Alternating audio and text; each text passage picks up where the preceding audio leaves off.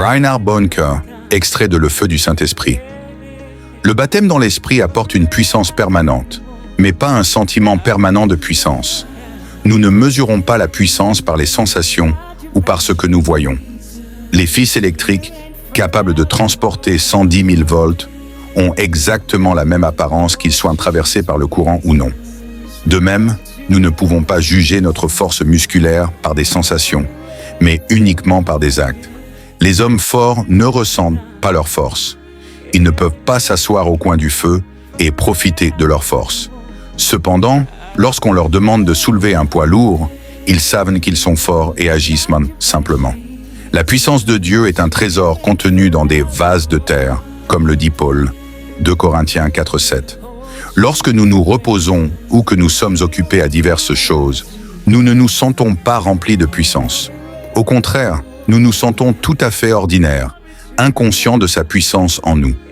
Presque toutes les prières pour recevoir la puissance demandent en réalité un sentiment de puissance, une sensation de vibration ou de pulsation, mais cela passe à côté de l'essentiel.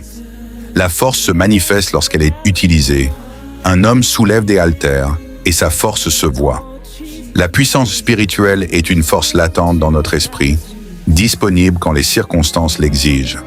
L'approvisionnement est immédiat et correspond aux besoins qui surgissent.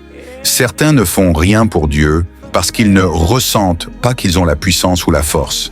Ils continuent à prier pour une puissance qu'ils possèdent probablement déjà. Quel gâchis de temps et d'efforts! S'ils connaissent Dieu, sa puissance sera là quand elle sera nécessaire. Les riches ne se promènent pas avec des millions en poche. Ils puisent dans leurs ressources au besoin, sans avoir à se charger d'argent en permanence.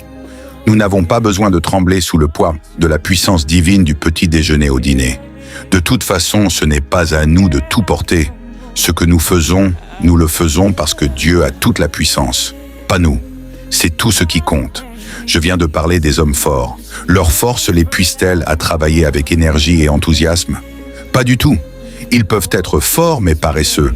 Peut-être passent-ils tout leur temps à bâtir leurs muscles sans rien faire d'autre.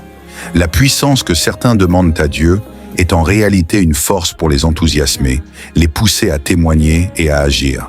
Une puissance qui surmonterait leur léthargie, leur peur ou leur réticence. Ils veulent que Dieu leur donne une impulsion si forte qu'ils ne pourraient s'empêcher de témoigner ou de servir comme propulsés malgré eux. C'est une chimère. Cela n'arrivera pas. Dieu ne nous oblige jamais à le servir contre notre gré.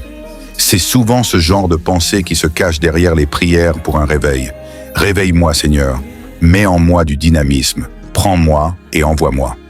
Cette prière est vaine. Nous avons déjà de nombreux encouragements et incitations à agir, mais aucune force invisible ne nous sortira de notre fauteuil pour aller dans la rue. Se lever et partir, c'est notre part du contrat. Dieu attend que nous fassions ce pas. Il demande « Qui enverrai-je et qui marchera pour nous ?» Ésaïe 6, oui.